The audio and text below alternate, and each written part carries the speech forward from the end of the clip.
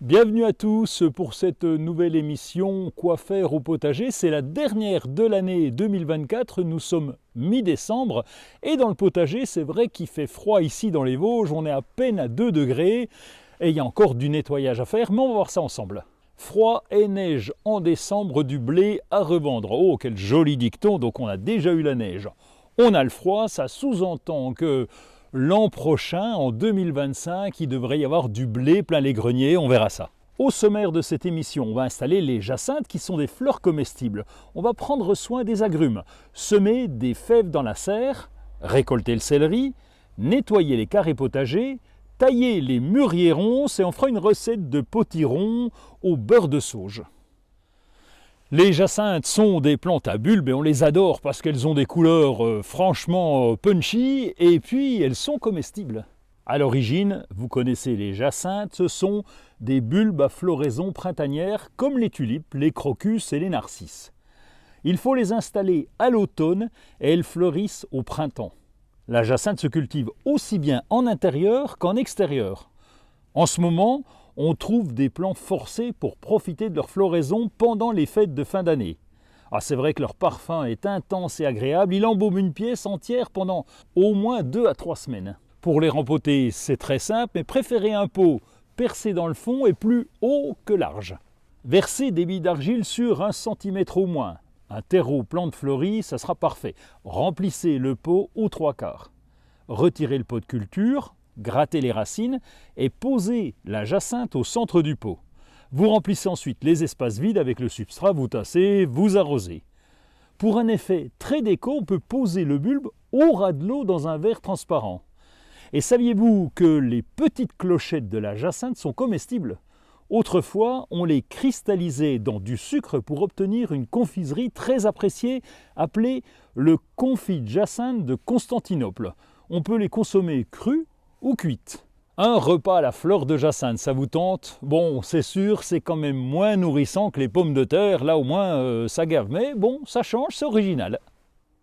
Chez nous, dans les Vosges, il fait froid pendant l'hiver, les agrumes et les citronniers sont bien sûr en véranda. Et pendant cette période, eh bien, on va en prendre soin. D'abord, les apports d'eau. Votre végétal a besoin d'un suivi d'arrosage. Pour être sûr d'apporter l'eau au bon moment, eh bien, on va laisser sécher le terreau entre 2 apports. Il suffit de gratter le terreau et lorsque le premier centimètre est sec, eh bien, il est temps d'apporter de l'eau. Elle doit être de préférence non calcaire. L'eau du ciel est justement non calcaire, alors remplissez votre arrosoir avec l'eau du récupérateur. Alors s'il y a moins de calcaire, eh bien ça va éviter que le feuillage ne jaunisse prématurément, du moins ça va limiter ce jaunissement des feuilles. Mais il y a encore une petite astuce, l'eau doit être à température ambiante. Pour faire ça facilement, eh bien, posez l'arrosoir à côté de votre agrume et laissez-le passer une nuit complète. Avec ce laps de temps, l'eau de l'arrosoir sera à la bonne température. Pensez aussi à apporter de l'engrais. Un engrais liquide spécial agrumes est parfait, à raison d'une dose tous les 15 jours, surtout pour les citronniers des 4 saisons.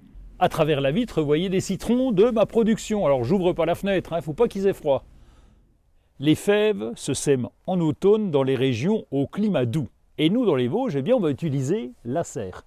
Les fèves sont résistantes au froid et peuvent bien se développer pendant les mois d'hiver, à condition d'être en serre chez nous. Le sol doit être bien drainé et riche. Si le sol est lourd ou argileux, on va ajouter du sable ou de la matière organique comme du paillage de chanvre pour améliorer le drainage. Les graines de fèves sont assez grosses. Si vous semez en ligne, espacez-les d'environ 50 cm les unes des autres.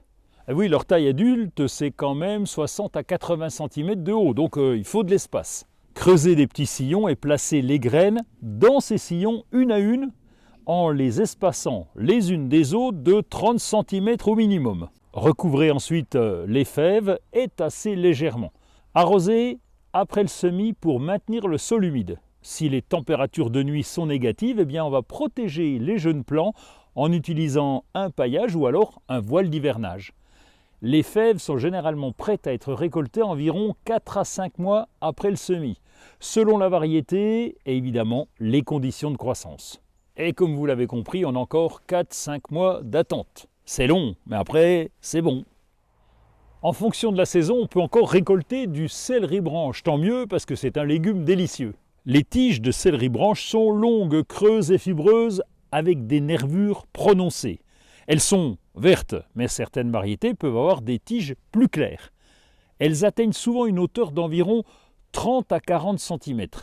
Les feuilles sont en forme de plume quand on a de l'imagination. Elles sont souvent utilisées comme herbe aromatique. Le céleri est très faible en calories, ce qui en fait un excellent choix pour les régimes de perte de poids. Il contient une bonne quantité de fibres alimentaires essentielles pour une bonne digestion. Et en plus, il est rempli de vitamines et de minéraux. Il est aussi très riche en eau, alors c'est bien pour l'hydratation du corps. Quand l'hiver n'est pas très froid, eh bien, il est possible de le garder en culture au jardin. Du coup, on peut récolter au fur et à mesure de nos besoins. Pour ça, coupez-les à la base avec un couteau ou des ciseaux. Ça permet à la plante de continuer à pousser et de produire de nouvelles tiges. Si vous souhaitez récolter toute la plante, coupez-la totalement au ras du sol, juste au-dessus du niveau de la terre. Le céleri branche est une plante bisannuelle. Si vous le laissez en terre et qu'il survit à l'hiver, il fleurira et produira des graines l'année prochaine. Et après la récolte des graines, la plante meurt puisque c'est une bisannuelle. Mais c'est pas grave, comme vous avez les graines, vous pourrez en semer. On va nettoyer les carrés potagers en ce moment, on sera fin prêt pour le printemps. Un bon nettoyage, ça aide à prévenir les maladies, à contrôler les ravageurs et à améliorer la fertilité du sol. On va commencer par enlever toutes les plantes mortes, les feuilles tombées et les résidus de plantes. Si ces résidus sont exempts de maladies, vous pouvez les ajouter au compost. Alors évitez par contre de composter les plantes malades pour ne pas contaminer tout le reste. Retirez aussi toutes les mauvaises herbes. Alors si ces mauvaises herbes sont montées en graines, ça peut arriver, vous ne les mettez pas au compost non plus, on les met au pourrissoir.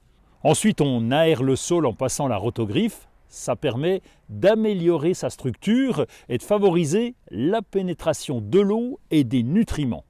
On va incorporer du compost bien décomposé ou même du fumier si vous en avez dans le sol pour améliorer sa fertilité et sa texture. Un compost bien décomposé peut contenir des petits vers assez fins, ronds et longilignes. Ce sont des Eisenia andrei. Leur corps est rouge, légèrement strié de jaune. Ils se nourrissent plutôt des matières en décomposition. Recouvrés de feuilles mortes ou de paillage végétal. Ici, on utilise des paillettes de chanvre. En fonction du temps, on va repasser un petit coup d'arrosoir pour permettre à toutes ces matières de bien se décomposer. Ensuite, on verra au printemps ce qu'on fait dans ces carrés. Tailler les mûriers ronces, c'est essentiel pour les maintenir en forme et pour avoir une bonne production. Vous pouvez tailler les mûriers en hiver ou au début du printemps, avant que les nouvelles pousses ne commencent à apparaître. Utilisez un sécateur bien aiguisé ou des cisailles à haie selon la taille des branches à couper. Commencez par enlever toutes les cannes mortes, malades ou endommagées. On va les couper à la base ou juste au-dessus d'un bourgeon. Les mûriers ronces produisent des cannes biennales qui produisent au bout de 2 ans. Les cannes de la première année, les primo-cannes, sont vertes et ne produisent pas de fruits. Les cannes de la deuxième année, les floricanes, sont brunes et ont produit des fruits. Si vous avez un doute pour savoir si la branche est vivante ou morte, on va gratter avec la pointe du sécateur et là, vous verrez tout de suite, si c'est brun dessous, c'est qu'elle est morte, si c'est vert dessous, c'est qu'elle est vivante. Après la récolte, coupez toutes les floricanes à la base. Elles ont produit et ne donneront donc plus de fruits par la suite. Vous sélectionnez ensuite les primo-cannes les plus vigoureuses et bien espacées pour les conserver pour la saison suivante. Coupez ensuite les primo-cannes faibles ou mal placées à la base. Si nécessaire, raccourcissez-les pour encourager une croissance plus compacte et pour faciliter la récolte. Coupez les extrémités des cannes conservées à environ 1,50 m de haut maxi. Bon, si vous avez un système de support un peu comme ici, il faudra penser à les attacher pour pas qu'elles se barrent un peu partout. Maintenant, je vous invite à table pour déguster des gnocchis de potiron au beurre de sauge.